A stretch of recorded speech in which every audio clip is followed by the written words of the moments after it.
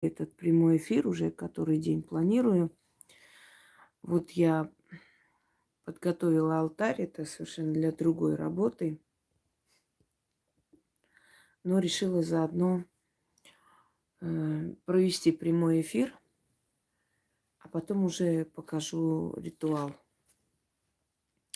Итак, у нас накопилось огромное количество и СМС, и голосовых, и под роликами писали. Я тут думаю, это тоже стоит озвучить по той причине, что, собственно говоря, это как совет, да, какой ритуал, как действует. Чаще всего я встречаю, где там быстро похудеть под этим ритуалом. Ой, а где отзывы? А кому-то помогло? А вот все благодарят, а где написано? Так и хочется просто, вы знаете, вот прям скалку взять и дать по башке. Потому что если чуть-чуть листать вниз, ты отзывы увидишь огромное количество. То есть им нужно вот прям здесь побежать и написать под их этим постом отзывы. Настолько вот омерзительно, вот такие особые, когда ты, ну просто омерзительно, слов нет. Таких людей просто сразу выкидываю из канала, потому что, ну, у меня не хватает нервов, ноль уважения, ноль интеллекта, ноль души. А где? Или а где заговор? Слушайте, может, потрудитесь посмотреть, в конце концов, пролистать и посмотреть внизу заговор. Что значит, где заговор? Вот те, которые были выкинуты из моего форума, знаете, за что и почему. Так, давайте так начнем. Вот прям читаю все подряд. Здесь огромное количество, которое кидала Яна, и мне отправляли. То есть это все, в общем, вместе мы будем показывать. Добрый вечер, уважаемая Яна. У нас сегодня такая радость в семье. Мы потеряли кошку. Прошел месяц, попытки розыска ничего не дали. Эту кошку мне привезла моя старшая дочь. Ее избивали дети на улице, забрала у них и приютила у себя. Но у нее дома есть кот. Живет еще с съемной квартиры. Или на съемной, да. Я ее попросила привезти к нам. Так у меня частный дом, вместится еще две кошки. Вот сегодня вечером мой муж встретил ее. Я читала грузинских ведьм «Вернуть домой животные». Представляете, сбылось. Она дома. И мы рады. У нас теперь их три. Это после того, как я выставила в сообществе о том, что мы нашли собаку. Мне написала человек, она живет на Украине. Я с ней работала. Ну, она написала через некоторое время, это уже много времени прошло после работы, у нее все нормально и хорошо, что собака сорвалась с цепи и куда-то делась, и, видимо, заблудилась, и, в общем, пропала уже сколько дней. И они все переживали, думали, написать мне или нет. В конце концов, написали. Я говорю, отправь мне фото собаки, напиши кличку, я попробую позвать ее домой. Вот я ей пишу, попробую ее позвать. И сказала, что ей тоже провести, как нужно делать. Я, наверное, скоро отдельно просто дам этот еще ритуал. Вот, она мне писала где-то в 15, да, по-моему, 15:02. И вечером 20:10 пишет: добрый вечер, дорогая Инга. Вышел на связь человек, который нашел мою собаку. Сейчас буду ехать за ним. Вот, собственно говоря. И здесь вот написали о найденных животных. Дальше. Здравствуйте, уважаемая Яна. Вот читаю первый раз с вами, потому как времени нет. Вместе с вами читаем. Я эти голосовые и эти все не отбираю и не проверяю. Все в одну кучу свалено, все это выслано, и мы все вместе будем с вами читать. Просыпаюсь ночью от какого-то шума. Мышь скребется, думаю. Вскакиваю, включаю свет, смотрю. Кошка моя лежит на боку и дергается в конвульсиях и лапами машет. Эпилептический приступ. Я ее глажу, сама трясусь, понимаю, что ничего сделать не могу. В 3 часа ночи. И вдруг вспоминаю Сулишкан. Вот. Я начинаю просить силу Сулишкан спасти мою кошечку. И тут же кошка меньше лапами стала дергать, слегка успокаиваться стала. И снова говорю, ну, в общем, про силу Сулишкан. Сразу еще больше кошке легче. После 3-го обращения к силе Сулишкан кошка успокоилась и пришла в себя. Сидела вся такая напуганная, с круглыми глазами. Это чудо. Благодарю Ингу и чудотворную молитву к силе Сулишкан. Это просто чудо. Я вне себя от радости. Любое обращение о быстрой помощи, оно срабатывает как для вас, так и для ваших питомцев, чтобы вы знали. Так, дальше здесь пишут, что еще. Подождите секунду. Тут половина, по-моему. Добрый вечер, дорогая Яночка. Вчера молила Бога Ацхак-Ирну на быстром пристройстве нашей белочки. Представляете, уже сегодня днем нашли ей хозяина. Спасибо вам за подсказку. Это чудо.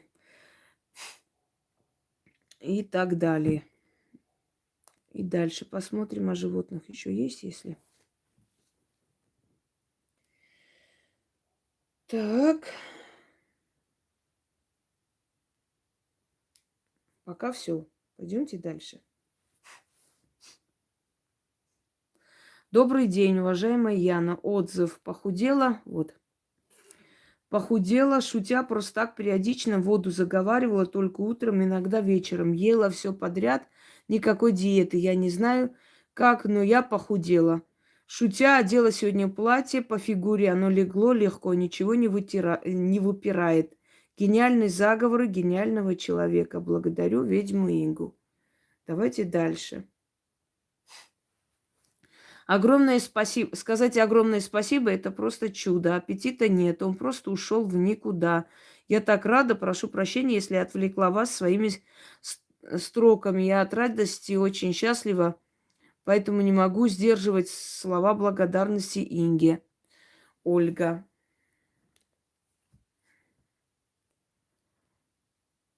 Что за ересь тут пишут, я не поняла.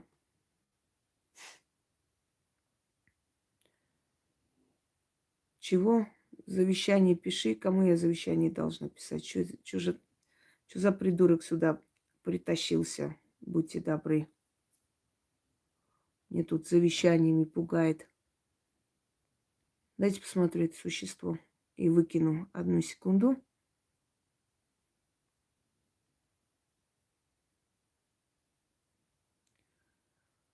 Дима Гусейнли. Слушай, давай это, топай туда, в мир животных, откуда ты, собственно, и пришел. Где это существо? Хочу его убрать, чтобы он не действовал на нервы всем подряд. Да, видно, что кишлак набежал. Сейчас я выкину этот кишлак, секунду одну. И спокойно продолжим. Они обнаглели в последнее время. Очень. Ну ничего, это ненадолго. У меня нет молитвы. Я прошу еще раз не писать слово молитвы. Какие молитвы? О чем вы говорите вообще? Что за ересь? Вы в церковь зашли или куда? Это заговоры. Дальше. Добрый день, Яночка. Прошу вас от всей души передать уважаемой Инге огромное спасибо за все ритуалы, поделиться с вот, чем я начала заниматься в карантине. Сейчас продолжаю учиться дальше. Ну, я как и сказала. Вот видите, делает человек ногти. Очень, очень удачливо и красиво, между прочим. Так. Деньги в дом. Заговор моей прабабушки. Это вот этот ритуал. Здравствуйте, Инга. Захарова Ольга пишет. Благодарю вас, не найти слов, чтобы описать свои эмоции. Я прочитала слова заговора один раз. И чудо сработало в течение часа. Мне было перечислены деньги, которые я ждала не раньше, чем через 10 дней. Дальше. Яна, добрый день. Прошу вас, покажите, пожалуйста, мою СМС Инге. Дорогая Инга, хочу поделиться радостью врача. Я 20 лет лечу деток с врожденной патологией челюстно-лицевой области. Видите, какие люди у нас в подписчиках.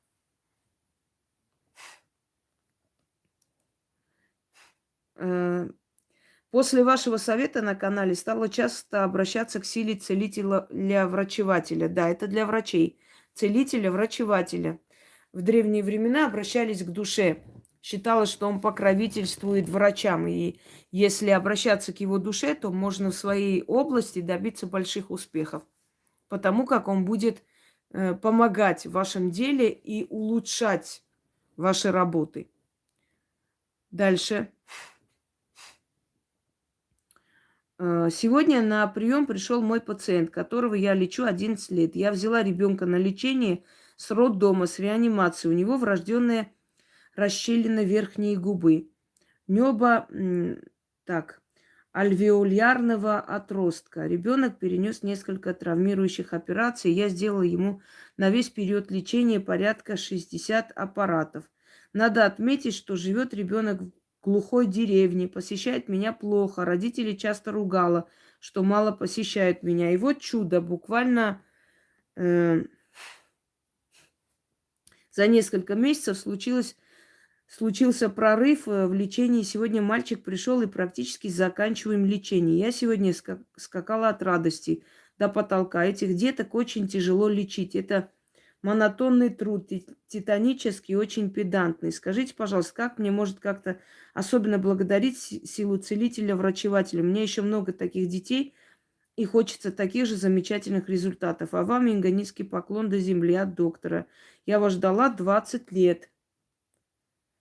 Будьте благословенны, счастливы, здоровы. Для себя делаю ваши чистки, целительные работы на удачу. Все работает. Тысячи благодарностей вам и Яне. Спасибо за ее труды.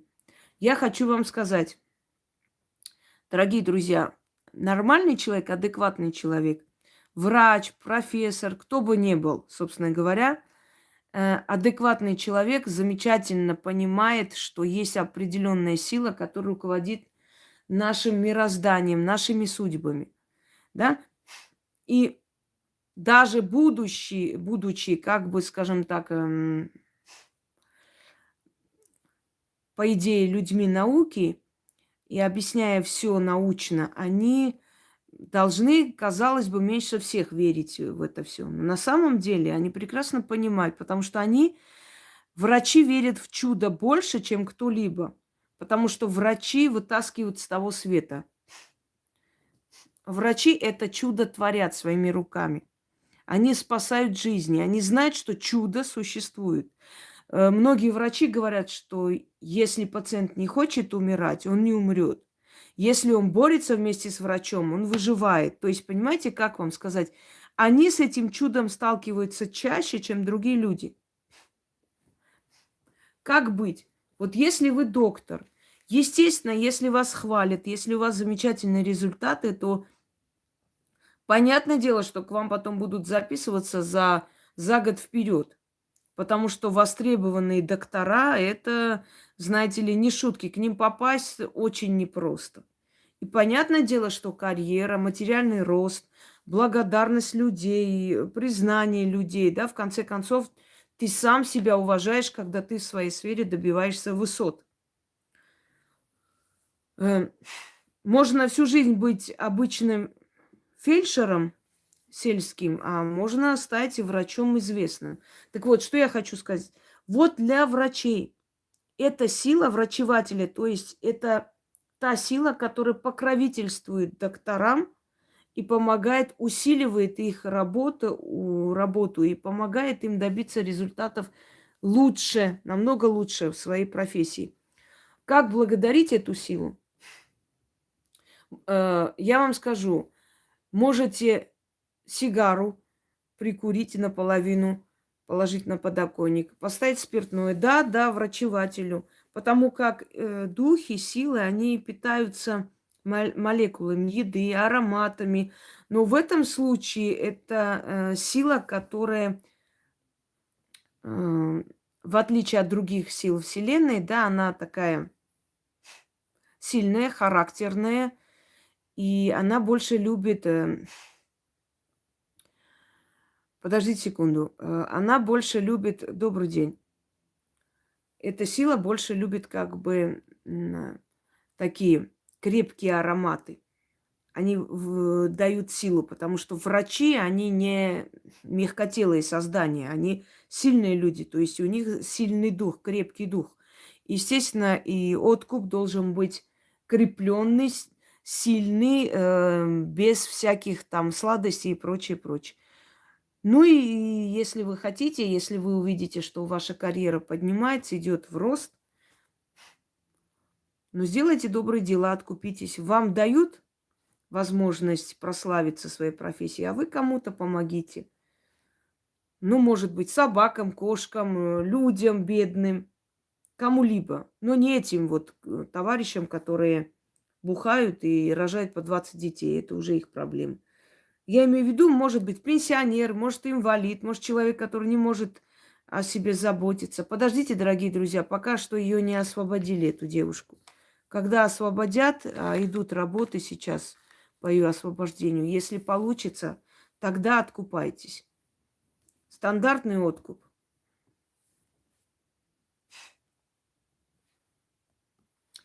Так, Карина Мовсисян пишет. Какой ритуал? Там сверху не видать. Провожу ритуалы все подряд в течение недели.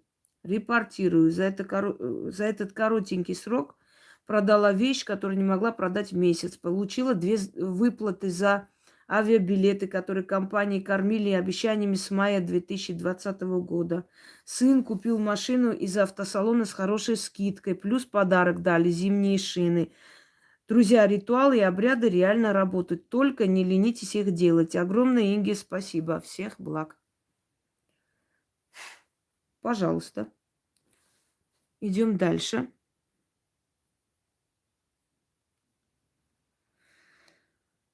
Так.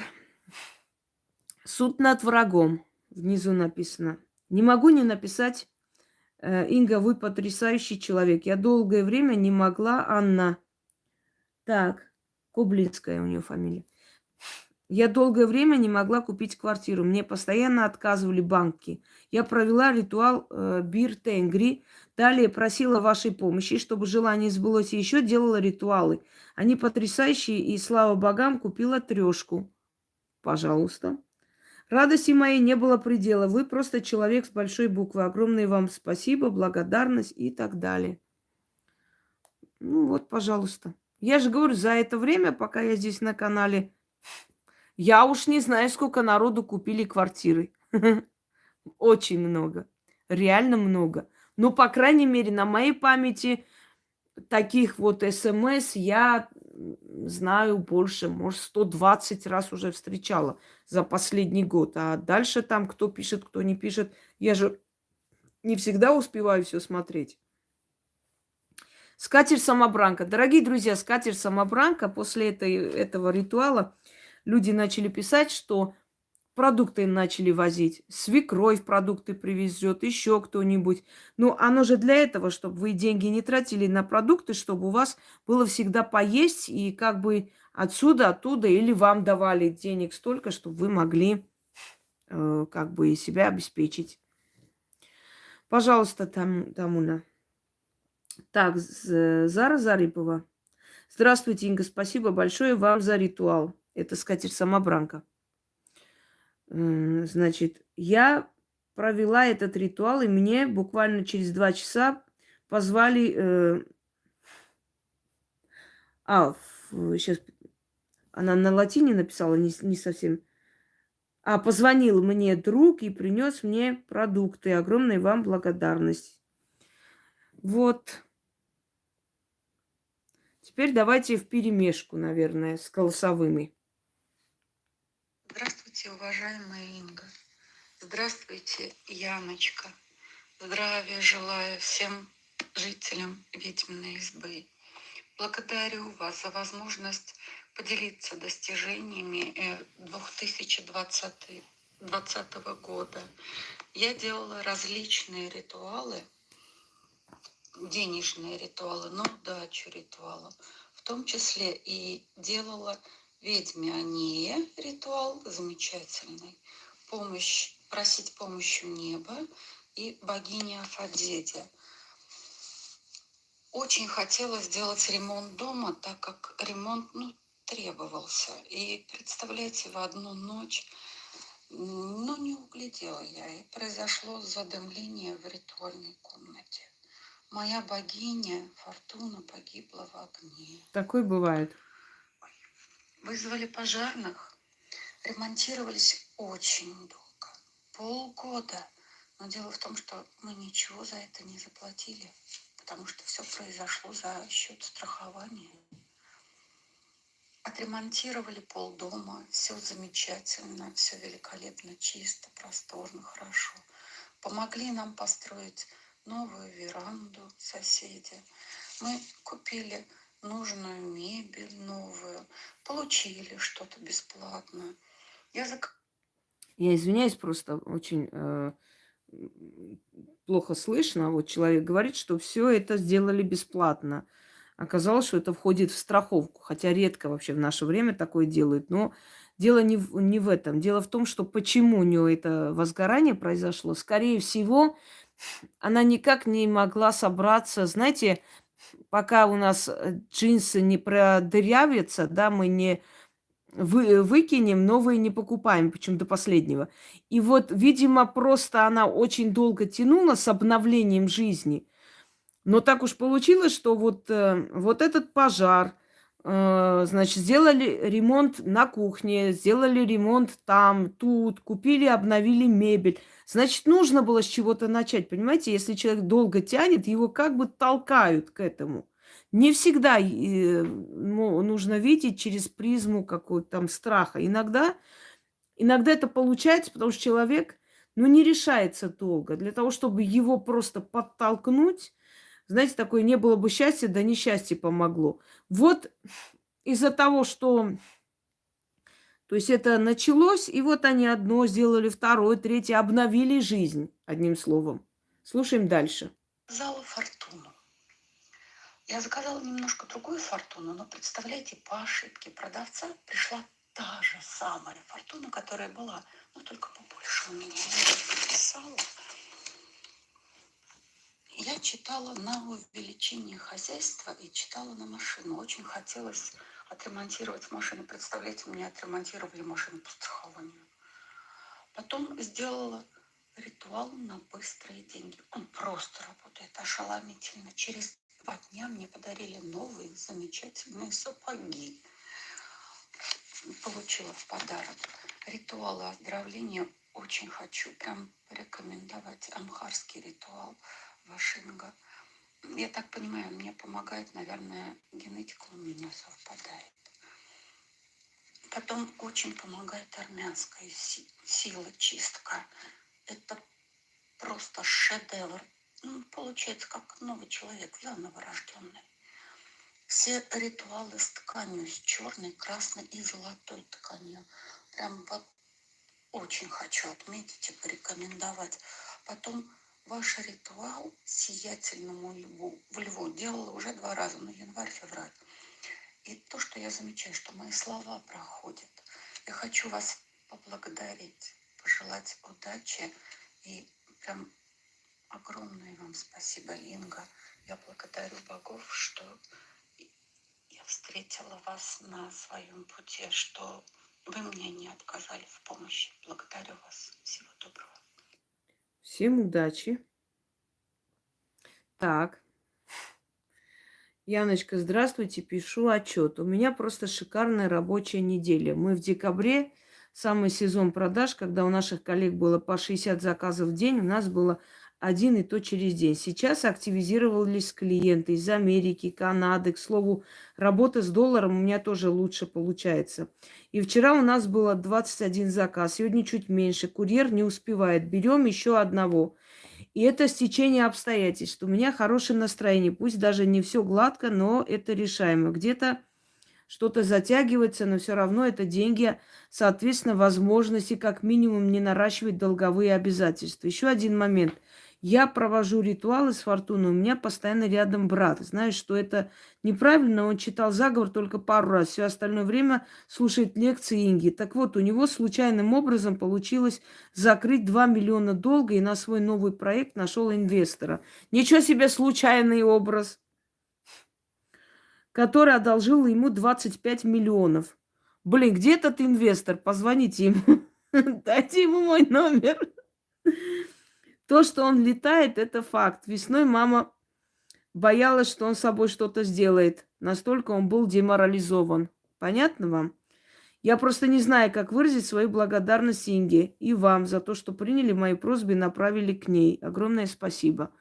Это человек, я с ней работаю. Я еще только начала с ней работать. А вот, ну, то есть не только с ней, а вообще с ее семьей. Видите, какие перемены? Ну, я вам еще раз говорю, вот те перемены, которые у вас есть, они вам покажутся просто детским лепетом с теми переменами, которые случаются, когда работает ведьма с вами. И объясню почему. Ну, потому что это двойная сила. Но я берусь не за всех. Еще раз говорю. Ко мне попасть непросто. И нелегко. Сегодня попросили Яне отправили, не буду называть, определенную сумму, скажем, немалую. Благодарность, молодой человек. Он просто умирал. И сегодня Яна говорит, вот молодой человек просил вам передать. Я говорю, ну какой номер, много, мало ли кто. Всяко бывает. И я посмотрела, да, и я поняла, кто это. Он просто погибал. У него было очень плохо и очень тяжело. Он ходить не мог. У него головные боли жуткие, у него постоянные проблемы из ниоткуда. И суд, и чуть ли не срок, все что угодно. Сейчас он живой, счастливый человек. Но я объясняю, почему. Потому что, Диана, мы с тобой уже работали, у тебя уже идет. Так что даже если ты не попала, в любом случае я тебе посоветовала пока что делать. Я берусь за безнадежных. Если есть хоть что-то такое, что можете вы сами читать, скажем так, Алан, значит, попробуйте другой ритуал. Не нужно в упор читать один и тот же. Попробуйте другой. Попробуйте римский ритуал на быстрые деньги. Пишите сумму, сколько стоит ваш автомобиль, и эта сумма придет именно из продажи. Если у вас именно вот этот ритуал не получается, я извиняюсь, не насилуйте этот ритуал. Делайте другой. Их полно. Делайте на удачу, делайте на быстрые деньги, делайте на внезапное везение, делайте богиня Афадзеда, попросите, что вы хотите от нее. Не обязательно продажи, сделайте другое. Понимаете? Ничего страшного. Если кто попал в бан и понял свою ошибку, он сам будет изучать и исправлять. Но если я отказываю, это все. Просто знайте. Не знаю, что должно произойти, чтобы я приняла человека. Если я отказала, это заканчивается. Так, пойдемте дальше. На быстрые деньги опять написали. Невероятно, после первого дня директор перечислил премии, не ожидала. Второй день подписала зависший контракт. Благодарю. Пойдемте дальше. Читаю, потому что это тоже важно. Под роликами, много их, но вот какие успела, да, взять. Читаю вам, чтобы вы знали, как они работают, как помогать. Стимулировать вас. Знаете, что интересно? Если бы я эти ритуалы продавала, мне кажется, все бы радостно купили и делали. А поскольку оно бесплатно, они каждый день отодвигают. Завтра, может, послезавтра. Кстати, денежный камень тоже замечательный ритуал. Очень мощный, липни деньга к рукам, да? На быстрые деньги вот ритуал. Так, спасибо вам за ритуал, ваш ежедневный труд. Я мечтаю о прорыве. Иногда бывает нелегко. Но вот сегодня не позже, чем через 5 минут после произнесенного ритуала мне на карту закинули почти $200. Поэтому не удержалась от комментариев. Ваши ритуалы – это огромная помощь в моей работе, торговля. Но также хочется сказать отдельное спасибо и низкий поклон вам за ваши советы, наставления и бесценные видео, за вашу мудрость. Когда я смотрю их, чувствую, как наполняюсь энергией, становлюсь более уверенной в своих силах. Для этого и дается, чтобы у вас была уверенность в завтрашнем дне. Так, значит, ритуал помощи из ниоткуда. Ира Дмитриева, так и написано. Инга, дорогая, у меня нет слов, меня переполняет чувство благодарности. Я преклоняюсь перед вами, только что остановила приступ у своей собаки. Собака пожилая, алабай. Подозрение на опухоль мозга или эпилепсию. Это был третий приступ, но второе до этого случилось, когда меня не было дома. И сейчас, когда я увидела, что приступ начинается, я ее обняла, не знала, что делать, у меня сердце разрывалось. И вдруг я поняла, что единственный человек, который мне поможет, это вы. Я схватила телефон и начала судорожно набирать в поисковике какие-то слова, как в тумане. Нашла это видео, не знаю, сколько раз читала, много, наверное. Просто читала и читала, пока моя хатыра, хотя не перестала... пока она не перестала дергаться. Это было так больно и страшно. И вдруг она положила голову мне на руки, тяжело вздохнула, встала и пошла гулять по дому. Как будто и не было ничего. Вот так. А я вам говорила, помните что? Я вам говорила, что даже если у вас нет книги, то мой канал, мой сайт, да другие каналы вспомогательные, да вообще мои ритуалы уже есть везде. Хотя раньше не отмечали, после скандалов, вот я такая скандальная женщина, всех достала, да. Вот после моих скандалов начали на сайтах отмечать, кто автор, и это хорошо. То есть вы можете набрать и просто на месте найти текст, который вам нужен, чтобы в этот момент он вам помог. Понимаете? Вот чего я добиваюсь. Потому что книги все вы с собой не тащите, не несете. Вот для этого сделаны были эти маленькие книги, книжки, вот эти маленькие скоропомощники, чтобы с собой, как блокнотик, было удобно просто вытащить, прочитать. Но с другой стороны, люди переписывают, берут, скажем так, переписывают те ритуалы, те заговоры, которые им часто нужны. Ну, от проверок, ну, для клиентов, да, если они торгуют. Ну, еще вот они определенные переписывают, маленький блокнот с собой носят и начитывают, им помогает.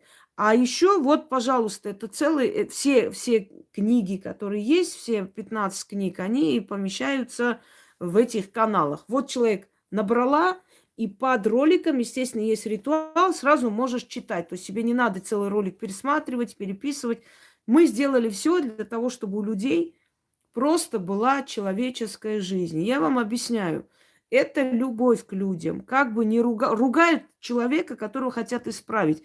Если тебе все равно, этот человек прав, не прав, позорится или что, тебе плевать, ты ничего не скажешь. А если человек тебе дорог, естественно, ты его поставишь на место, ты его приведешь в чувство, ты где-то упрекнешь, разозлишься. Для чего? Для того, чтобы человек начал понимать и правильно жить. Согласны со мной? Если бы мне было все равно, я бы ничего не говорила людям. Но исправляя людей, объясняя людям, где их ошибка, я вам 100 раз говорю, живите по разуму. Вселенная живет по разуму. Начинаете жить по разуму, у вас все получается. А разум в чем?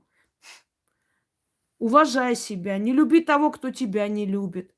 Иначе ты свою жизнь просрешь. Твой ребенок переходит границы, забудь о любви, поставь на место, как бы ты это сделала с чужим человеком.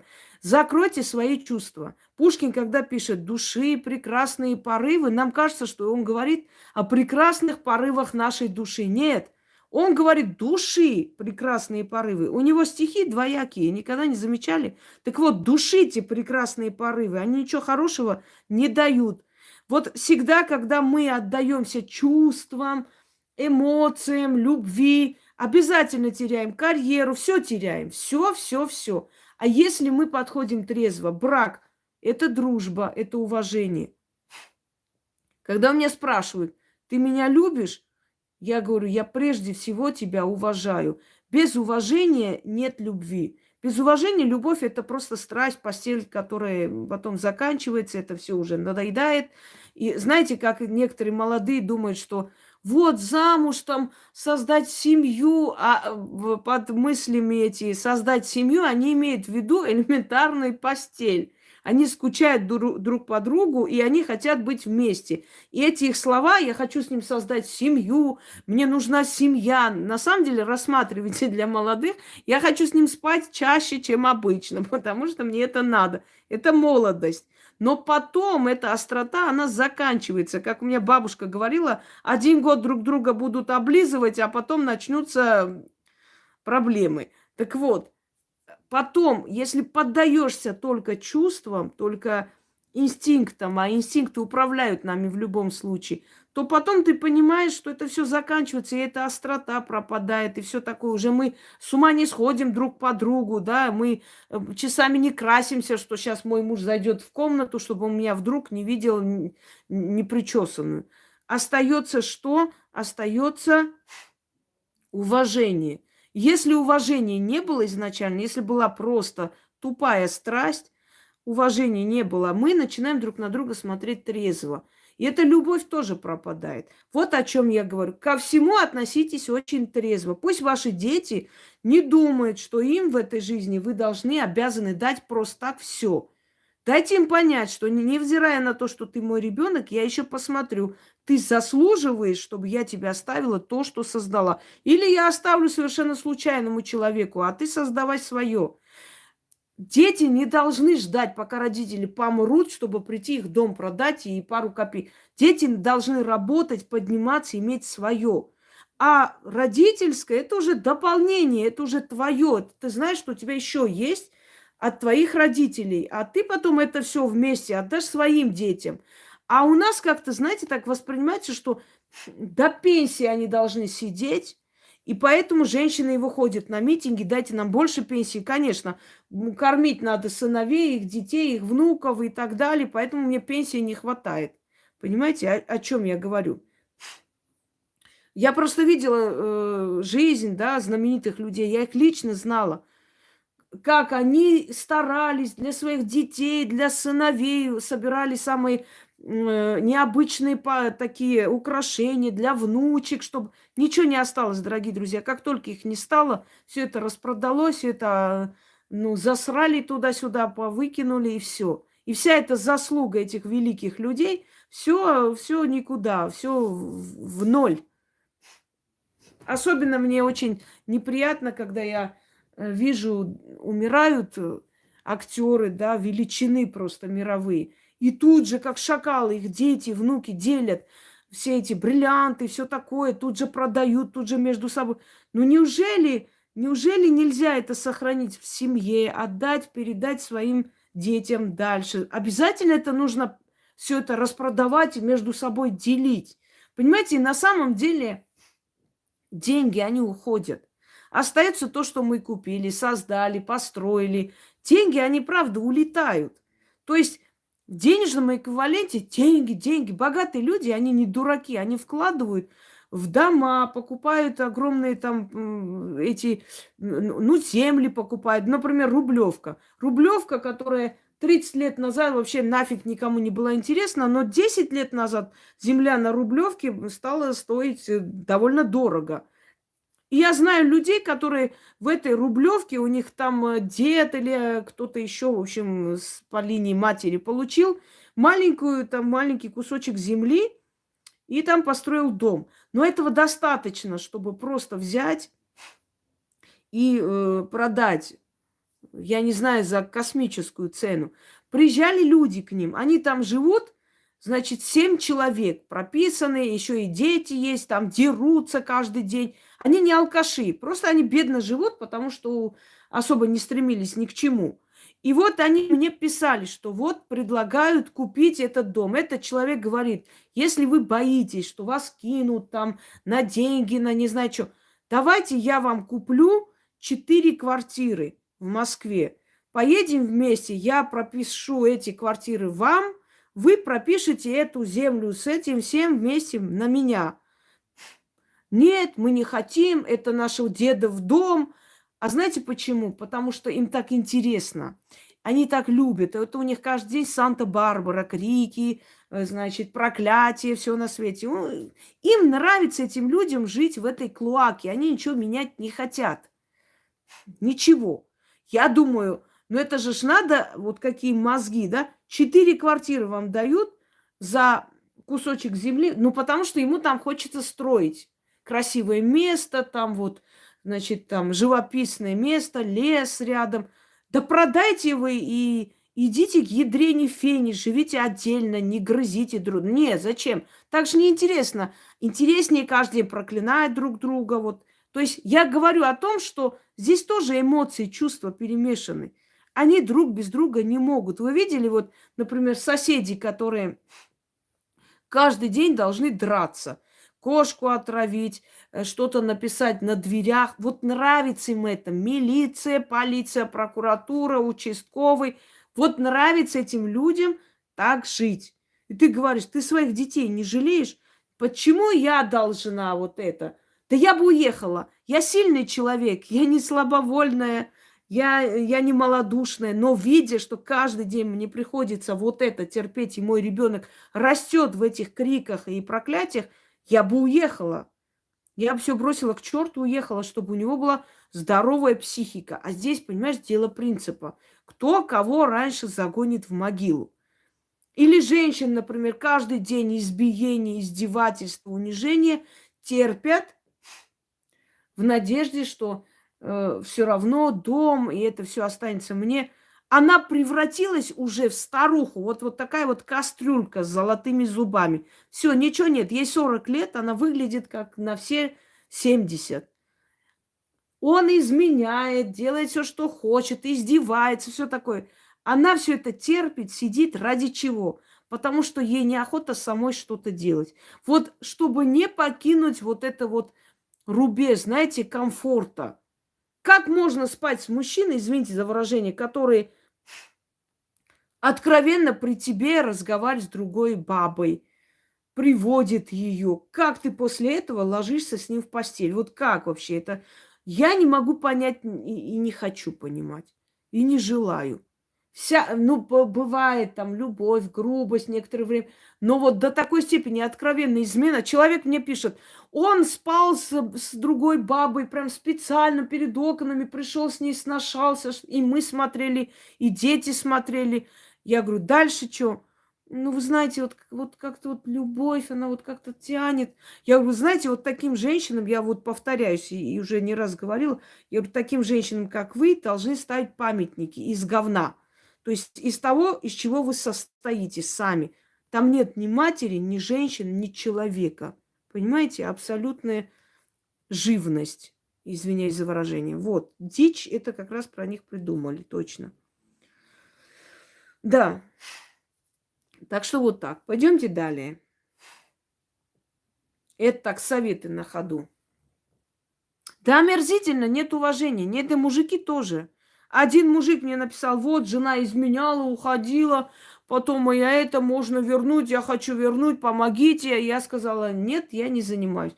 Вот мне надо, а что вы посоветуете, а что мне делать? Я говорю, слушайте, будьте, я говорю, мужчиной, а не тряпкой. После чего он решил меня оскорбить. Ага. Он очень сильно пожалеет об этом, конечно. Ну а кто ты тогда? Кто ты? Вопрос просто. Вопрос, как говорится, ребром. А кто ты? Ты знаешь, что она изменила. Я понимаю, там борьба, любовь, страдания, но откровенно помогите, еще и оскорблять людей. Да иди. Если ты спишь с женщиной, с которой уже спали только что, ты спишь не с ней, а с тем мужиком, который спал с ней. Это так, на всякий случай. Так, давайте теперь голосовые с вами послушаем, а потом уже прочитаем, потому что очень много голосовых тоже накопилось. Здравствуйте, уважаемая Яна. Здравствуйте, Инга. Вы наша спасительница, вы наша помощница. Не устаю вас благодарить. Я стараюсь не отвлекать по возможности вас от вашего трудного дела и не досаждать. Но иногда хочется рассказать не только вам, но и вашим слушателям о том, что ваши ритуалы действительно творят чудеса и меняют жизнь. Сейчас я хочу рассказать о том, что как я избавилась от многих болезней благодаря вашим ритуалам. Я на вашем канале уже больше 2 лет. Вот, делаю все.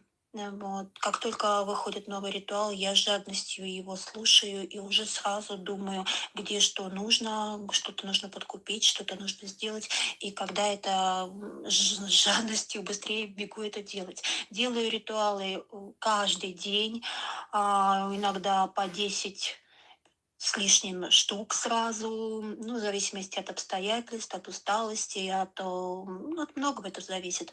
Вот, группирую их, то есть какие-то дни чистки, какие-то делаю от врагов, что-то еще делаю. Вот, но на данный момент хочу рассказать именно о болезнях. У меня были хронические болезни, а, вот. Я за свою жизнь до канала, до общения с каналом делала много операций. Операции были у меня на голове, уши, лечила отит. Мне уже больше 40 лет, а уши у меня болели с 3 лет.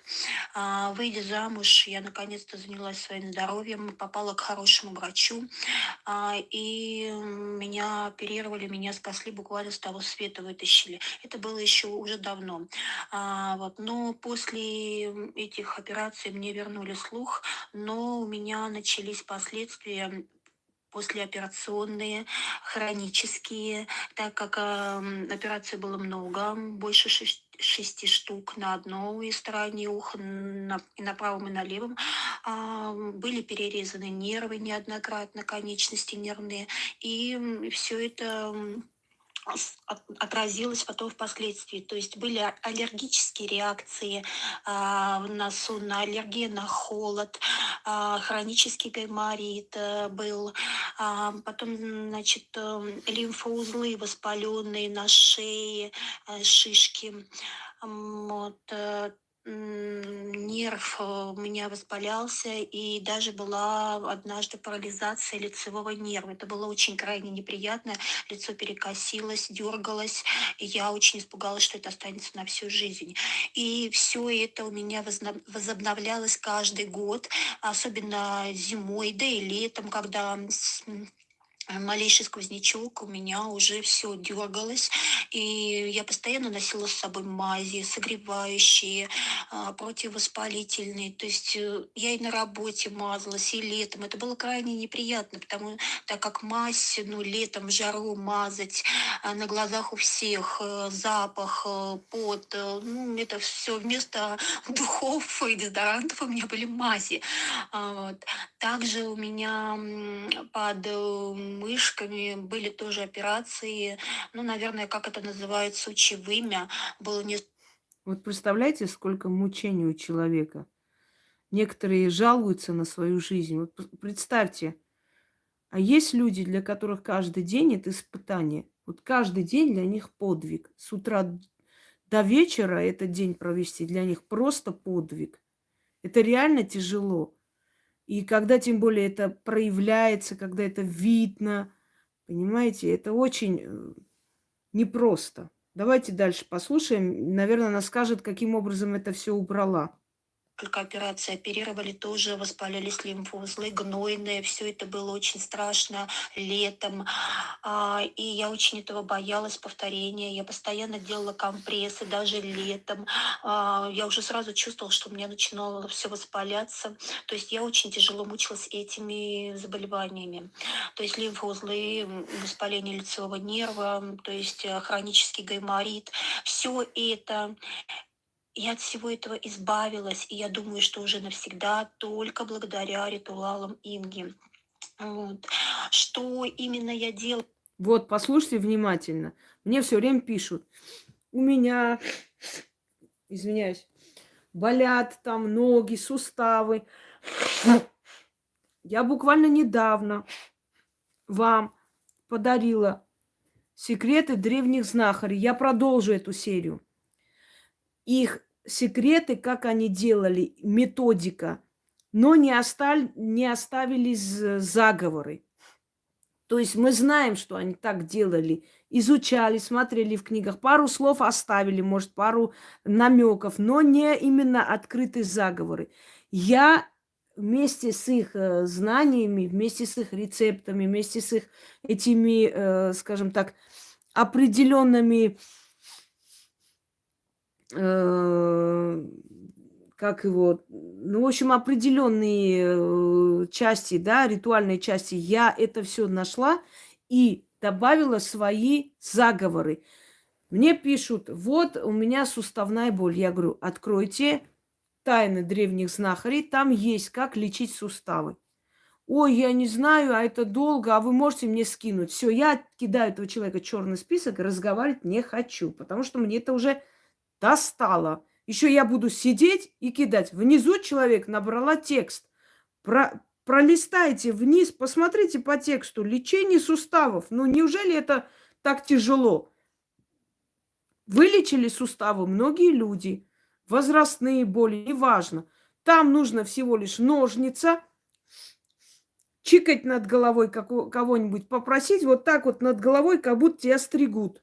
И читать. Возле порога сидеть на полу, над башкой чикают, правда, постарайтесь волосы не стричь на лысо, наверху, как будто отрезают болезнь, вот так, и читать. И она лечит суставную боль, заканчивается, больше никогда суставы не болят. Понимаете? Конечно, одна реклама меня любимой. Давай, пошел вон. Реклама не меня, а вдохновение для людей. Объяснение людям, что именно из моих работ следует делать, чтобы все прошло. Реклама, ага. Реклама. Сейчас как начну продавать все мои работы, вот тогда будет реклама. А пока что это все даром. Слушаем дальше. Вот в этом состоянии человеку какая работа помогла ей пережить это все. Вы представляете, это операция за операцией, это гнойные раны, это гнойные там выделения. Это очень мерзко. И с этим еще надо жить. Теперь послушайте все, у кого со здоровьем есть схожие проблемы, вообще проблемы со здоровьем. Внимательно слушаем. Я для этого и включаю это все. Да вы знаете, я делала все практически. То есть чистки у меня были. Все, какие только у вас есть на канале, я практически все делала чистки группами. Вот. Но особенно, вы знаете, после чисток силы Земли стало все уходить. А также 12 лихоманок, я думаю, Вот, 12 лихоманок очень помогает, когда подагра, когда эти костные болезни, шпоры. Дальше 12 лихоманок помогает от желудочных болезней, язву желудка. Еще помогает Параскева Пятница при подагре, особенно болючей подагре. Вот попробуйте их делать. Слушаем дальше. сыграли большую роль в этом. Вот. И, кстати, ритуал Вуду с кофе, лимоном, шикарный ритуал, он просто избавил меня от давления. То есть я перестала страдать давлением вообще. То есть вот уже год, я не знаю, что такое давление, ни повышенное, ни пониженное. Оно у меня прыгало, скакало, я просто погибала, я просто падала от него. Вот у меня все прошло. У меня уже год, даже с лишним, наверное, 1,5 года уже нет давления вообще. То есть оно не прыгает, оно не скачет. У меня нет головных болей вообще. Вот. И самое главное, у меня был страшный нервоз. Я очень хорошо понимаю вашу, Инга, проблему, когда вы говорите, что у вас нервоз. Вот. И тем людям, которые вам не верят, ну пусть их коснется это тоже. Пусть они узнают, что такое нервоз. Я хорошо знаю, что такое нервоз. Вот. И вы знаете, вот эта чистка кофейная, мне вылечил этот нервоз. У меня тряслись руки, у меня дергался глаз, периодически. Внешне это не было видно, но внутри это так неприятно было. Этот насморк хронический, все прошло. Теперь у меня даже на морозе нет насморка. Это просто чудо, это чудеса. Я счастлива именно, что я вот эти болезни, которые хронические, от которых я не могла никак избавиться, настолько они ушли, они полностью ушли. И сейчас я могу и в машине проехать с открытой форточкой, и у меня нет никаких проблем в этом плане. Раньше для меня это была катастрофа. Если кто-то открыл форточку, все, у меня истерика, ее надо срочно закрыть, потому что Вы понимаете, да, почему я вам показываю и снимаю такие эфиры? Чтобы вы знали каждому, какой ритуал может помочь. И смотрите, у каждого свой любимый ритуал, понимаете, который ему подходит. Поэтому, когда люди говорят, а какой вы сделали, а какой вам помогло, а вот я вам еще раз говорю, кому-то это может очень помочь, а для кого-то это абсолютно бесследно. Кофейная чистка стимулирует, я тогда сказала, стимулирует кровообращение, головные боли пропадают и прочее, прочее. Потом вот молодой человек сказал, что вот вы себя слышите, вы себя рекламируете. Послушайте, эфир как раз о том, какие мои ритуалы, как помогают людям. Поэтому вы прочитайте хотя бы заглавие эфира. Я должна говорить, как они помогли. Это не реклама, это факты, которые я должна людям озвучить для того, чтобы они знали, какими ритуалами им надо пользоваться и что при этом у них получится. Слушаем дальше. знаю точно, на следующий день у меня будут серьезные проблемы. Вот. Очень много ритуалов, которые, ну, они все помогают, они все работают. Я очень-очень безумно вам благодарна. Люди, делайте, не ленитесь, делайте для себя, делайте своим детям. Сейчас, кстати, я пытаюсь, у меня у сына вся рука усыпана бородавками. Они появляются мелкие, все снова и А у меня же есть заговор от бородавок с мясом. Напомните человеку, как называется.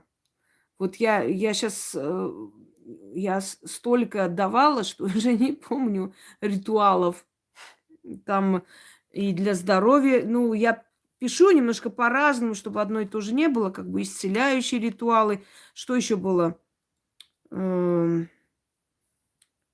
Живите здорово, что-то в этом роде, да? И если вспомните, напишите человеку, пусть найдет. От бородавок я давала ритуал.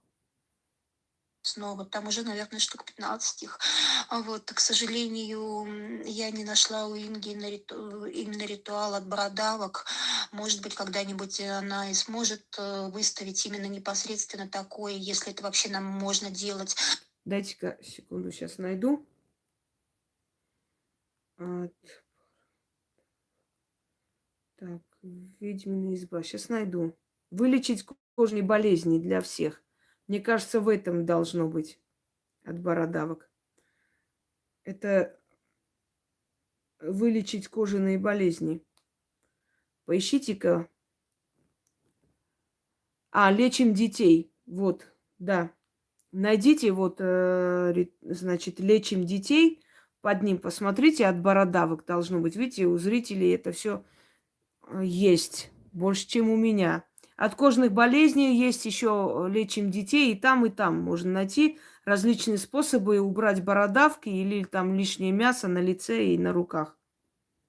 Я стараюсь делать те ритуалы, которые Инга выставила для очищения кожи. Я заговариваю воду для лица и мою эту ручку ему. Бородавки больше не увеличиваются, но пока еще я только недавно начала ему руку лечить.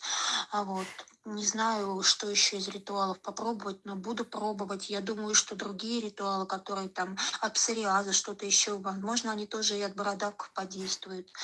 Ну а себя я не просто оздоровила, я себя просто вылечила.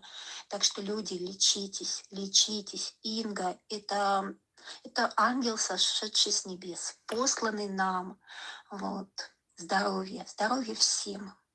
Ой, ангел с черными крыльями. Нет, на самом деле ангельского вам не мало, но я вам еще раз говорю, просто я помогаю людям.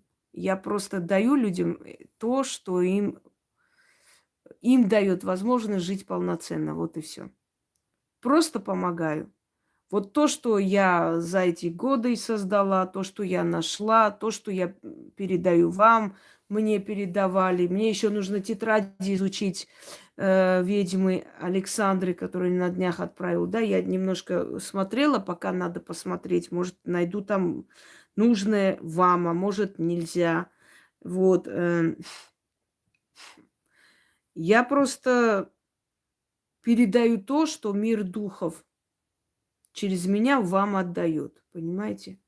Вот о чем речь. Пойдемте далее.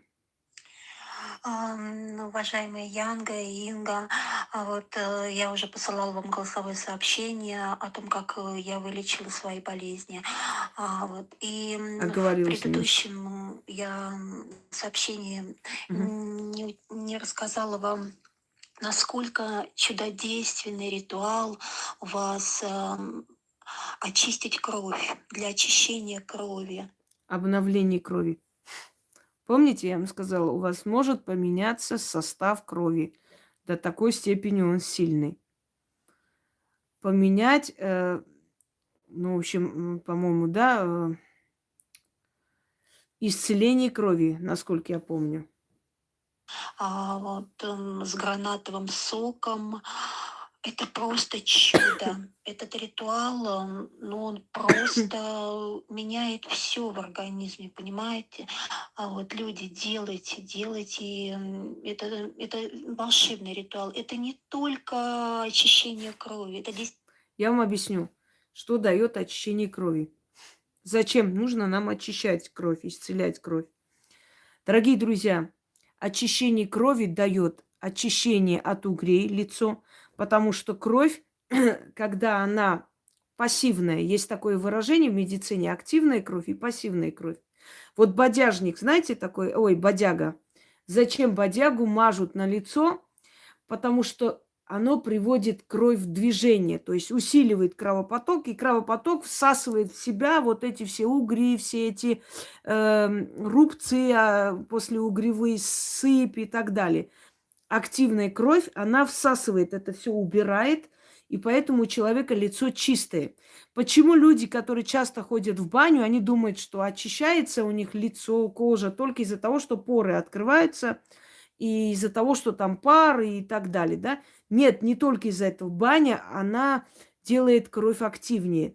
Кровь начинает активнее циркулировать по организму. И, следовательно, люди, которые часто посещают баню, да, они еще и очищают сами по себе кожу, но и, кроме всего прочего, они стимулируют кровь быть более активной. Поэтому у них чистое лицо, чистая кожа, здоровый аппетит и так далее. Так вот, очищение крови помогает, чтобы гнойные всякие отложения в организме, внутри организма или на крови, то есть на коже, извиняюсь, они начинают очищаться, они поглощаются кровью, понимаете, убираются. Здравствуй, Лена, давно тебя не видела, рада тебя видеть. Вот поэтому и дается ритуал очищения крови. Усилить, то есть кровь активизировать, чтобы кровь начала смывать все эти рубцы, раны, гнойные отложения убирать, то есть зарубцевать это все. Понимаете меня? Почему? Пойдемте далее. действительно идет очищение всего организма. То есть проходят мелкие болезни, головные боли, головокружение проходит. Очищение крови нельзя делать очень часто. Можно делать раз в 2 недели, раз в месяц. Слишком часто нельзя. Слабость проходит, появляется энергия. Вот. И у меня прошли хронические болезни, многие-многие. Именно я думаю, что этот ритуал сыграл роль. То есть практически нигде ничего не болит. Абсолютно здоровый человек, как в дикой молодости, как будто мне не 42 года, а лет 12 или 15. То есть сбрасывает годы. Вот. Огромное спасибо Инге, низкий поклон. Все ритуалы работают, и ритуалы выздоровления просто шикарные. Особенно вот мне помогают ритуалы, они у меня любимые. Это очищение крови, вот, который полностью излечивает практически все хронические болезни. У меня были воспаления лимфоузлов на лице, в подмышках, гаймориты, хронические насморки, на связках. У меня была операция давно, много лет назад, связки, все улучшение пошло, головных болей нет, головокружения нет, давление в норме, я забыла, что такое давление. И мои самые любимые ритуалы, которые мне в этом помогают, это очищение крови, 12 лихоманок и кофейное. Кофейное – это вообще, это что-то шикарное, это бесподобная чистка, которая во время уже чистки чувствуешь, как тебя всю просто продирает, вот, и на утро встаешь, сон нормализуется, сон просто ангельский, крепкий становится, бессонница уходит от кофейной чистки, прям вот, ну, бесподобно. Низкий поклон вам, Инга, низкий поклон вам, Яночка. А вы две наших спасительницы. Не устаю вас благодарить. Теперь, давайте я сейчас сны не буду вам рассказывать, какие сны кому приснились и зачем. Что, о чем говорит этот голосовой? Этот голосовой говорит нам о том, что когда люди хотят менять свою жизнь с помощью моих работ, они меняют. Когда они не хотят, когда им лень ради себя что-то делать, они ищут тысячи причин. Вот о чем говорит этот голосовой, да? Пойдемте дальше.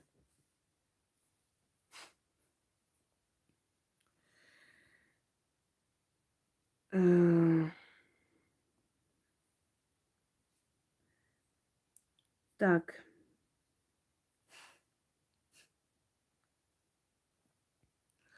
давайте еще посмотрю. Я хочу выразить признательность и огромную благодарность уважаемой Инге. У меня сработал мгновенно ритуал на великое богатство, на шубу. Мне позвонил покупатель на машину. Через пару часов приехал и купил. За столько и хотели продать. Дома раньше относились скептически, сейчас все в шоке. Носят по очереди подарки фортуне. Да, это всегда так. Ритуалы работают, человек бесплатно раздает столько ценной и уникальной информации. Я признательна силам ведьмы Инги. Самая большая удача – это было попасть на этот канал вообще. И это всегда так, понимаете? Ой, как же вы надоели вот этой вот всякой ересью. Вот после ритуалов засыпаю, что-то у меня после ритуалов голова кружится. Я же 100 раз об этом говорила, что иногда ваш организм привыкает к этим силам, поэтому может все что угодно. Постепенно эти симптомы исчезнут. Но об этом уже было сказано миллион раз. Что дает чистка, как происходит чистка подробно. Там все сказано, что вообще происходит, когда человек очищается. От непривычки постепенно его как бы энергия к этому привыкает. Я же об этом уже говорила. Зачем одно и то же спрашивать? Откройте, посмотрите. Так,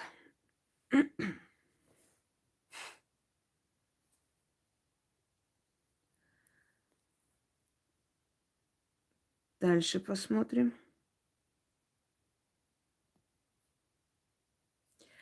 Деньга липни к рукам. Сильный заговор для всех. Внизу написано, ну, много написано, какие я нашла, и вам показываю по очереди.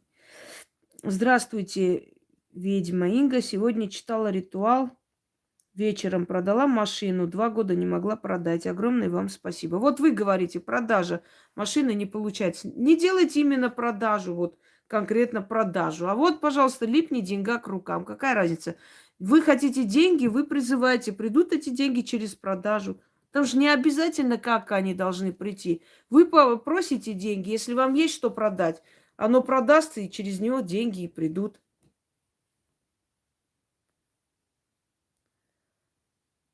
М, Добрый день. Да, все правда.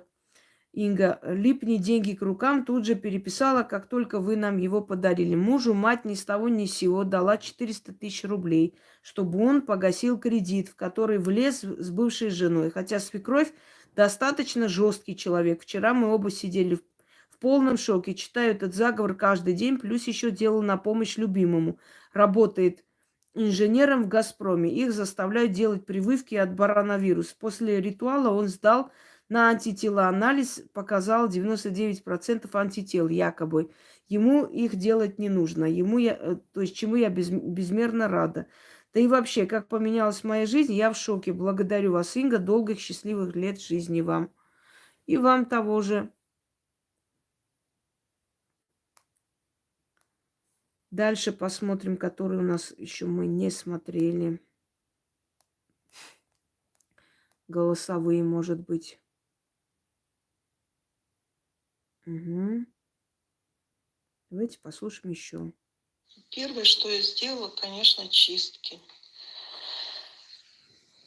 И какие только находила, сделала все подряд. От черной зависти, плакучий бес, после которого вообще меня коматозило, не знаю как. Было ощущение, что за мной кто-то бежит. Реально, идем с дочкой по улице и слышим, как будто собака бежит. И она тоже это слышит. Мы открываем глаза, отпрыгиваем в сторону, а сзади никого нет. Смотрим на друг друга, ничего не понимаем. Если после чисток у вас бывают такие симптомы, как будто вы видите животное, присутствие чего-то, это значит, то, что вы убрали, оно было достаточно сильное. И у вас получилось с помощью ритуала это убрать. И он любым способом дает о себе знать некоторое время. Ну, может быть, неделю с чем-то. Потом постепенно сила его теряется, потому что он не может снова питаться вашей энергетикой. Он вокруг вас, как бы, грубо говоря, кружится и уходит. Уходит навсегда. Знаете, что я заметила? Вот мы сидим, люди из разных стран, разных национальностей, и можем очень легко и спокойно общаться. Словно мы живем в каком-то большом доме, все соседи, да, и все одинаковые и прочее. Это говорит о том, что на самом деле все народы и все люди, они одинаковые. У них одинаковые ценности, они одинаково радуются, они одинаково переживают, они одинаково... Ну, при желании народы могут между собой найти общий язык. Но есть такой момент, не всем выгодно, чтобы был мир на земле. Поэтому стараются их рассорить, чтобы продвинуть вперед свои интересы. Вот о чем речь. Я извиняюсь, я потеряла это сообщение. Сейчас включу другой. Я пока говорила, сейчас найду. Нажала, и оно куда-то делось. Сейчас, секунду, может быть, еще раз найду. Так. Где же оно было? А, вот так. Вроде нашла. Первое, что я сделала, конечно, чистки. И какие только находила, сделала все подряд. От черной зависти, плакучий бес, после которого вообще меня коматозило, не знаю как. Было ощущение, что за мной кто-то бежит. Реально, идем с дочкой по улице и слышим, как будто собака бежит. И она тоже это слышит. Мы открываем глаза, отпрыгиваем в сторону, а сзади никого нет. Смотрим на друг друга, ничего не понимаем. Очень люблю солевой столб. Делала его почти каждый месяц. Сейчас, конечно, делаю реже. Сделала подарок судьбы, вызов доброй судьбы в Арибах. Да много что. Я вообще делаю почти все ритуалы, какие мне нужно. В прошлом году ситуация была ужасная. от которой мне пришлось просто спасаться вашими ритуалами. И они спасли. Спасибо вам большое. Особенно хочу сказать м, про ключ от всех дверей. Это вообще волшебная палочка. Она мне так помогла в этот ритуал. Я не знаю, что бы я ни подумала, все сбывалось. Вообще, просто чудо. Спасибо огромное Инге за ее работу, за ее труд. Я очень ей благодарна. Огромное спасибо. Много, по каждому ритуалу много не расскажешь. Ну, все ритуалы действенные, просто спасительные. Спасибо большое. Огромная благодарность за все. Спасибо, Инге. Знаете, друзья мои, я вам скажу, что происходит. Дело в том, что вы уже управляете вашей судьбой. Вот так будет правильно сказано. Вы уже можете, умеете, вас научили управлять вашей судьбой. Вот человеку нужно, чтобы проверки обошли стороной, ищет, находит нужный ритуал, проводит, ее не проверяют. Человеку нужно машину продать, ищет, находит, проводит, машину продает. Человеку нужно устроиться на новую работу, ищет, находит, устраивает на работу. Человека надо наказать того, кто ни за что обидел, ищет, находит, наказывает. Вы научились управлять вашей судьбой. Так делали наши предки. Далекие языческие предки управляли своей судьбой. Через богов просили, получали и жили хорошо. Вас научили быть рабами, смиряться, боженька, судьба, так надо страдать и так далее. И мы превратились в рабов. Я вас обратно возвращаю в человеческое состояние и учу вас с помощью духов, с помощью богов, с помощью сил, с помощью заговоров, с помощью обращений научиться управлять своей судьбой. Вот и все. Просто управлять своей судьбой. Понимаете, вот она что сказала. Я делаю те ритуалы, которые мне нужны. Я эти ритуалы часто провожу по случаю. Я уже нашла то, что мне надо, я провожу. Или люди, вот собаке было плохо, я тут же набрала, нашла, прочитала, собаке стало хорошо.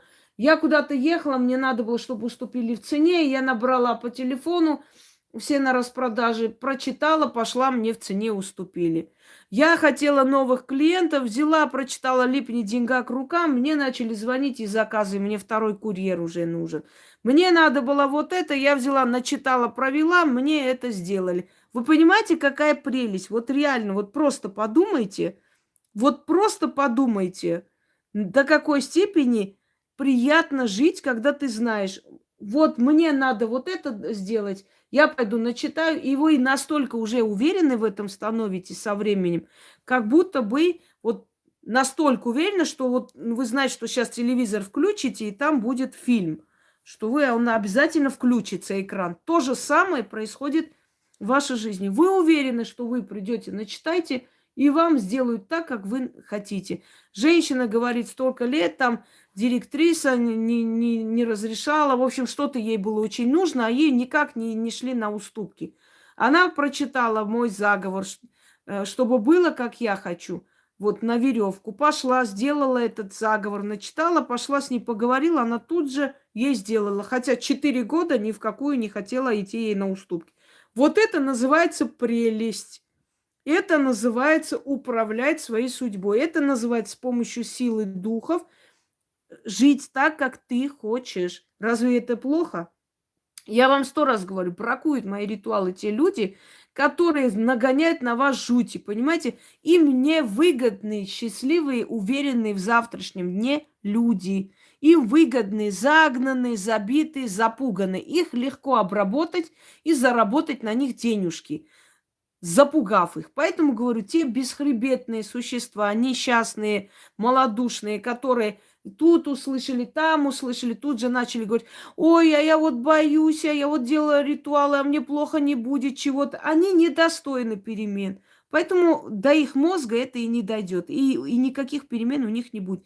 Я вам привожу тысячи примеров и показываю, и голосовые люди и пишут, отправляют, что реально, если они взялись за себя, они поправили здоровье, финансовое положение, дом купили, квартиру купили, машину купили, фирму начали развивать. Делайте, люди, потому что у меня мало времени на себя. И то я понимаю, что мне это в принципе, оно и так приходит. Я в этой магии кручусь и живу. Но вы приходите домой, с работы пришли, вы можете себе план поставить в день, два-три заговора денежных, или сегодня сделать чистку, очистить от плохого всего. Я вообще рекомендую каждую неделю, в конце недели очистить себя, потому что столько груза и на работе, и стрессы. Очищать все время свое. Нам еще, знаете, сколько тысячелетий нужно, чтобы из этого рабства еще выйти? Нам 2000 лет из нас рабов сделали. Из поколения в поколение генетически. И так легко из этого выйти не получается в любом случае. Но оно нужно. Нужно, потому что, ну, если мы хотим управлять своей судьбой и наших детей научить, да оставьте им тетрадь, скажите, сынок там или дочка, вот тебе целое сокровище в жизни. Ты поедешь куда-нибудь, всем откажут, а тебе нет. Почему? Потому что вот берешь и читаешь, чтобы в просьбе не отказали, чтобы было, как я хочу, чтобы было так-то. Вот начитай и иди. Или там, знаешь, сынок, вот у всех там не купят машину, а у тебя купят. Потому что вот читай вот это, читай вот то, и иди спокойно там, не знаю, на рынок машины стой или объявление дай. И через некоторое время у тебя будет покупатель. И прочее, и прочее. Вот о чем я хочу вам сказать. Я хочу вам сказать, что вот именно вот управлять своей судьбой я вас учу. А как мы можем управлять? Можем ли мы управлять своей судьбой, как Воланд говорил, да? Возможно ли это? Не означает ли, что управился кто-то другой? Да, вот как таковое именно решать за себя, решать за свою судьбу, сколько нам жить, когда нам умереть и так далее, конечно же, управляют нами силы. Но если мы подстраиваем под себя потусторонний мир, если мы вместо того, чтобы чураться, вместо того, чтобы их там чур меня, иди убирайся, нечисть и так далее, оскорблять мир духов, если мы с ними дружим, то, конечно, они начинают нам помогать. Мы становимся удачливыми людьми, понимаете?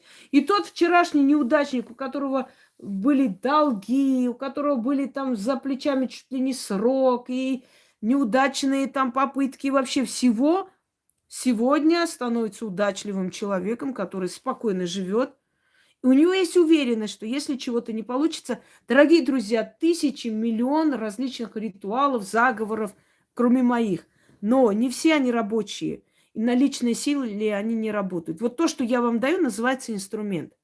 Я вам объясню. Вот смотрите, вы можете руками крутить лампочку, да, и руками там подкручивать штепсель или как там называется, сунуть пальцы туда. И вас долбанет током, и ничего не поможет. А я вам дам инструмент в руки, который может подкрутить, безопасно для вас. И вы этим инструментом это сделаете. То же самое здесь. Я вам даю в руки инструмент, то есть ключ. Помните, ключ, замок, язык, заговор, как составляется. Я вам даю ключ в руки, я вам даю инструмент. Этим инструментом вы можете делать все, что угодно. То есть вместо вас работает инструмент.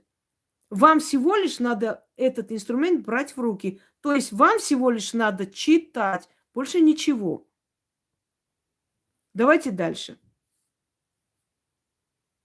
Если рассказывать по всем ритуалам, просто не хватит никакого времени. Поэтому так, немного коротко. Если что-то возьмете, то возьмете. Нет, так нет. Спасительный ритуал про бабушки Инги, это вообще спас моего сына. Я ей очень благодарна за это. На продажу ритуалы. Все, что, на что читала, все продалось. Даже то, что очень долго продавалось и не могли продать, стояло уже сколько лет. Все это продалось. Я вообще благодарна Инге, вообще благодарна богам за то, что вообще встретила на пути такого человека.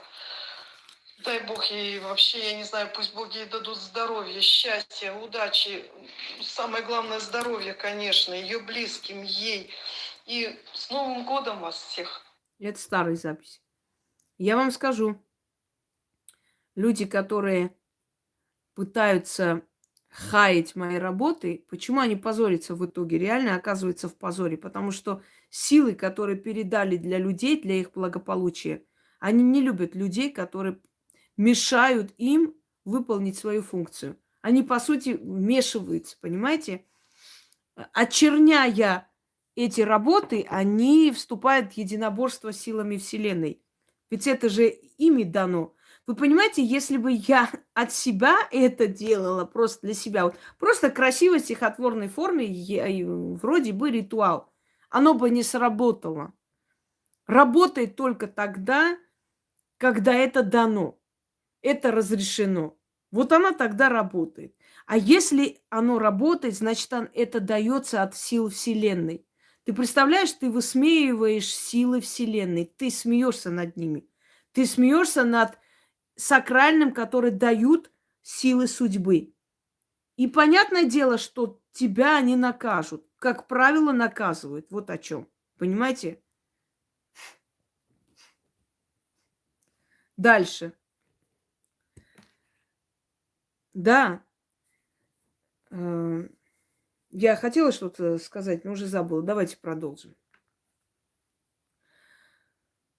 Давайте так. Для начала, Руслан Рейдин, когда вы спрашиваете что-либо, спрашивайте с уважением. Можно ли спросить, а скажите, пожалуйста, потому что вот в таком тоне никто вам не обязан вообще отвечать. Но я вам отвечу на всякий случай. Если чистки, то детей рядом быть не должно. Даже кошек-собак не должно быть. А если ритуалы на удачу, то да, можно. Здравствуйте, уважаемая ведьма Инка, здравствуйте, Яночка. В этом году, скажем так, совсем недавно я только познакомилась с каналом «Ведьмина изба». Сейчас записываю все, что попадает на глаза, причем запоями. Что могу сказать про результат этих нескольких месяцев? Живу я со своей семьей, это дочь, зять, внук. Мы живем в однокомнатной квартире. То есть мечта о расширении, как вы понимаете, она очень актуальна. Вот мы собирали деньги, ну, скажем так, долго с бывшим мужем. И, честно говоря, рассчитывать на то, что именно в этом году получится купить квартиру, ну, как-то у меня, ну, совсем не было ни в планах, ни в мыслях, никак. Но получилось так, что появились деньги, появилась возможность купить. Мы сходили смотреть несколько квартир, и все не по душе. Я не проводила пока никаких ритуалов, ну, в однокомнатной квартире при таком столпотворении просто нет возможности. Но когда мы шли смотреть квартиру, я попросила ведьму Ингу, ее имя, чтобы ведьма Инга мне помогла. Мы купили квартиру. Честно говоря, я сама в шоке. От того, что вообще вот возможно. Это просто замечательно, это просто волшебно. И некоторые вещи, которые тоже, знаете, как-то не рассчитывала ни в этом году, ни в прошлом, в начале этого года, вернее, купила уже статуэтку Фортуны, денег на нее не было, они пришли, и я просто в восторге. Спасибо.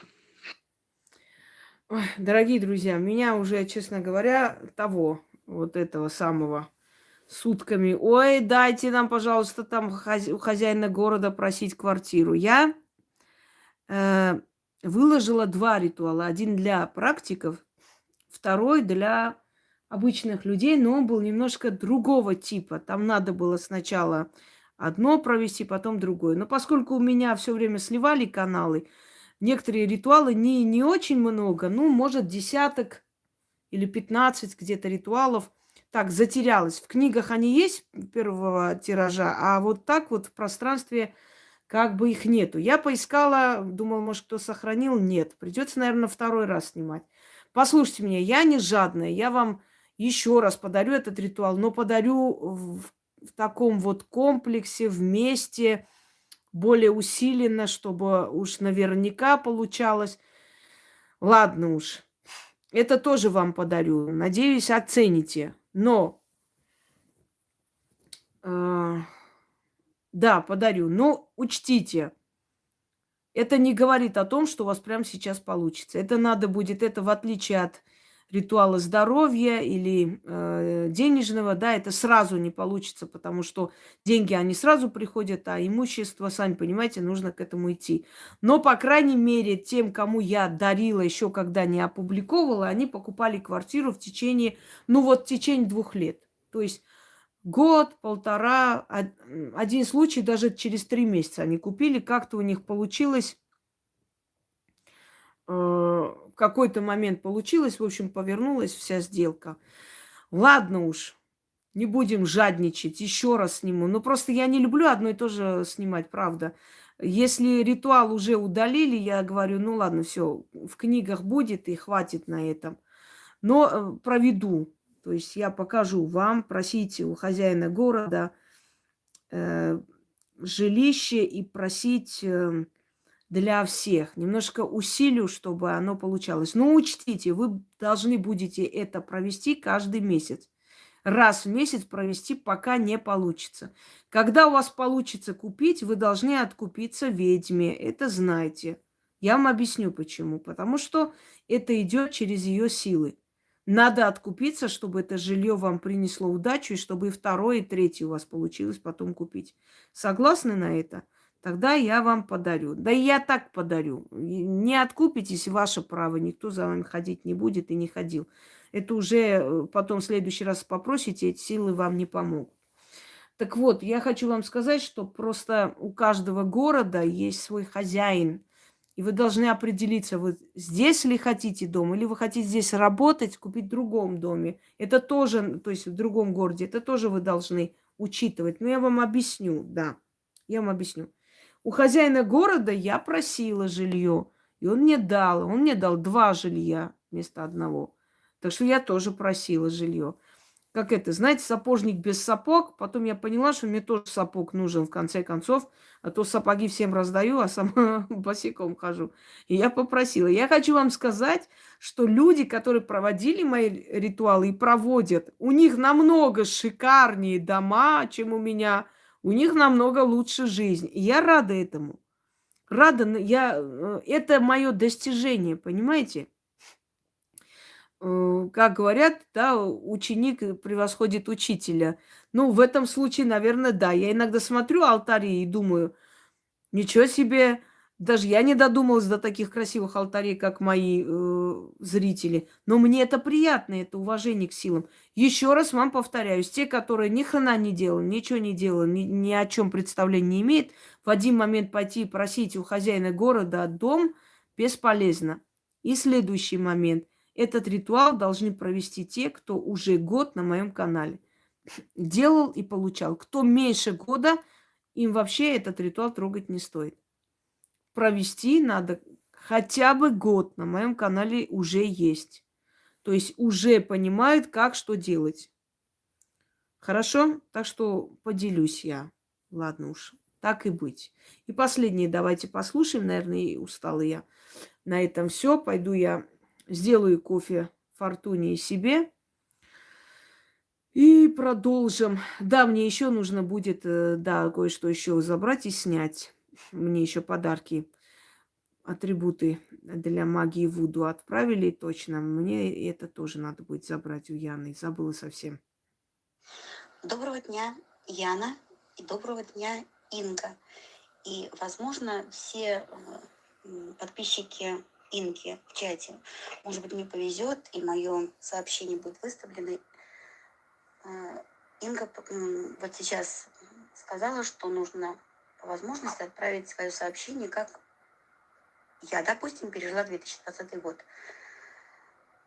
Благодарю богов, сил Ингу, весь ее род, потому что исключительно благодаря всем, кого я перечислила, Ингу, ее род богов и сил, с которыми она меня познакомила, в моей жизни в 2020 году произошли глобальные перемены. Во-первых, изначально я познакомилась с каналом. Не было бы беды, не случилось бы такой радости и счастья. Я познакомилась в марте месяце, когда начались трудные времена, когда нас всех закрыли, с каналом Инги. Начала делать огромное количество ритуалов. Я даже перечислять не буду, потому что, честно скажу, делала по 7 ритуалов в день. Все, что я находила, все, что я слушала в ее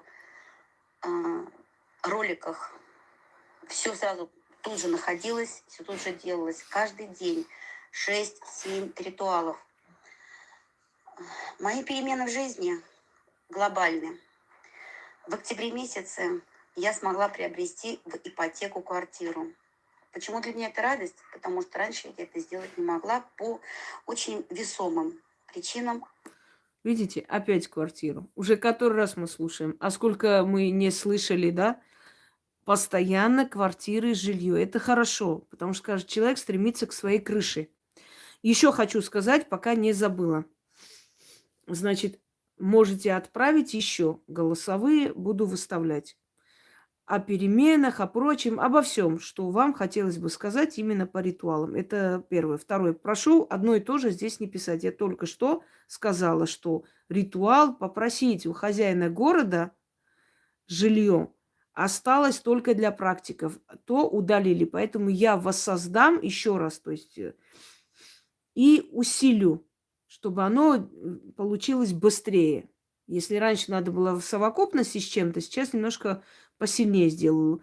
Вы научитесь слушать. Опять одно и то же пишут. Ой, а там нету вот этого.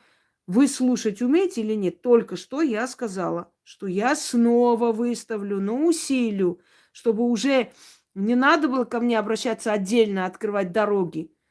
А именно вам можно провести. Но учтите, как только купите дом, квартиру или что-то еще, вы должны делать откуп. Отправить на ее алтарь, ей лично, все, что хотите, от того человека. Это ее сила уходит. Это через ее силы вы приобретаете. Не просто она вам дарит, она эти определенную часть своей силы отдает, чтобы у вас получалось. Поэтому вам надо откупиться. Если вы хотите потом еще и машину купить, землю, дачу и так далее, дальше развиваться. Иначе эти силы второй раз просто не помогут. Они не будут тратить свою энергию для вас. Теперь поняли о чем? Поэтому одно и то же не пишем. И кому нужно, можете еще раз отправлять голосовые. Слушаем дальше. Моей жизни. И опять же, благодаря Инге моя жизнь стала изменяться в лучшую сторону. Значит, мне одобрили ипотеку. Я приобрела двухкомнатную квартиру, за которую мне легко, на самом деле, благодаря ритуалам, которые рекомендует, советует и предлагает нам Инга делать. То есть эти деньги, которые я плачу за ипотеку, они для меня достаточно, недостаточно, конечно же, легкие, но тем не менее это, да, я тружусь, я делаю, и они приходят, потому что это существенная сумма, скажем так, из моего кошелька, но она каждый месяц приходит. Мало того, я хочу сказать, что я попала просто в игольное ушко. От 55 лет до 56 лет оказывается большая разница в том, чтобы дали ипотеку. И за 3 дня до своего дня рождения я подписываю в банке договор о купле-продаже квартиры и получаю полностью все документы подписанные, совершенно другие ставки, совершенно другие расходы. И еще, что само по себе немаловажно, в то время, когда я покупала квартиру, люди, которые мне продавали, они уже не могли купить себе трехкомнатную с добавлением тех денег, которые у них были. Потому что квартиры за это время, с 7 октября, как я приобрела свою недвижимость, у нас в Туле, я тулячка, поднялись на 1,5 миллиона. То есть, представляете, как мне повезло. Что случилось еще в моей жизни? Я стала уверенной, я стала более сильной. у меня открылись глаза на многое. Я вышла из-под эгрегора христианства. Но я и раньше-то как-то к нему уже относилась так, ну, не ходила в церковь, скажем так, да, то есть уже не было у меня такого поклонения. Перемены очень весомые. Здоровье, все прекрасно. Ну, в общем, 2020 год мне принес огромное изменения в моей жизни благодаря Инге, ритуалам, благодаря тоже, как бы сказать, и честно, моему труду, потому что я не сидела, я не вопила, я делала, я сразу включилась в работу. Я сразу нашла на сайте, где можно купить свечи. Мне эти свечи в 5 килограммов принесли домой. Я начала творить, делать, верить, откупаться. Я делала все, очень много ритуалов. И на открытие дорог, и на изменение своей жизни, и на изменение по финансам. Ну, огромное количество ритуалов делала. И это были очень сильные ритуалы. Я делала ритуал Екатерине Великой. Я честно скажу, но вы представляете, каждый день по 7 ритуалов. Многие из них я повторяла. Это были и чистки, и открытие дорог, и прошения, и благодарения. Я не знаю, наверное, в совокупности я сделала больше 300 разных ритуалов и продолжаю делать. И на данный момент я вот сейчас услышала, что Инга сказала, сейчас я слушаю ритуал, как нужно сделать для Солохи, и услышала, что Инга сказала, пишите сообщение с великой благодарностью. Так случилось, что Инга не взяла меня, чтобы с той моей просьбой, которая к ней обратилась, но я делала очень много ритуалов, которые давала Инга на открытие дорог, и мне помог другой человек, который, ну, значит, так нужно было через другого человека снять с себя то, что на мне было. И тем не менее, я очень благодарю Ингу. Я благодарю и буду благодарить. А вы уверены, что этот другой человек с вас что-либо снял? Вообще. Вот хорошая тема, кстати, что вы сказали. Вы уверены, что этот другой человек с вас вообще что-либо снял?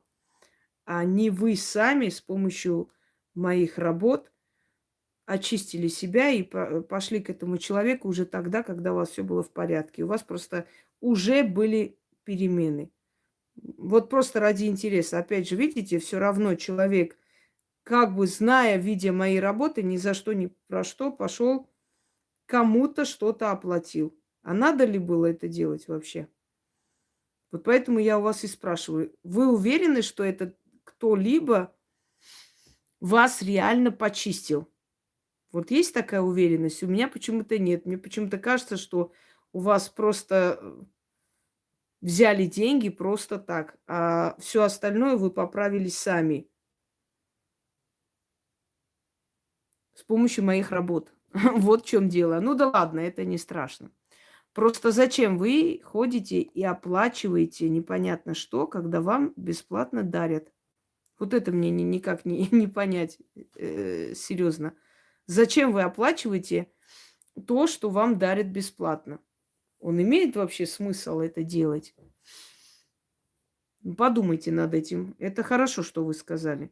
Потому что после моих работ у вас жизнь не так меняется. И уже там заслуги других людей нет. Понимаете? Никак. Но поскольку у вас перемены, вам кажется, что это вот вы пошли, потому что вам отказали. Это самая большая ваша ошибка, что если я вам отказываю, это значит, я вижу, что вы сами можете моими ритуалами исправить свою судьбу. И поэтому у вас не беру денег и говорю, идите, пока изучите канал, делайте сами, попробуйте. Вы начинаете делать ритуал и при этом идете к кому-либо. Этот кто-либо снимает с вас несуществующие вещи. Или якобы снимает, а на самом деле вы уже этими ритуалами себе помогли. То есть вам это уже помогло. Если я отказываю человеку, это значит, что это не безнадежно. Это значит, что человек еще не изучил мой канал и может сам себе помочь.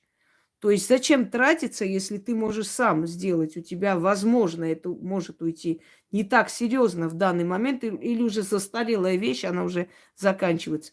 Но вы идете и просто платите деньги в воздух. Я уверена, что этот другой человек с вас ничего не снимал. Более чем. Ну, не знаю, кому вы шли, конечно. А вы просто начали делать мои работы, они уже начали вам помогать. И тут у вас начались перемены, и вы подумали, что вот этот человек вот как-то мне помог. Ну да ладно, если у вас лишние деньги, можете идти, пускай вам помогают. Как говорится, несуществующие волосы, да, снимают с костюма. Итак, все, дорогие друзья, можете отправлять новые голосовые, я выставлю. Ну, заодно и буду обсуждать и говорить, и прояснять, и прочее. И так как бы легче и быстрее поймем, что лучше надо делать в той или иной ситуации. Всем удачи и всех благ.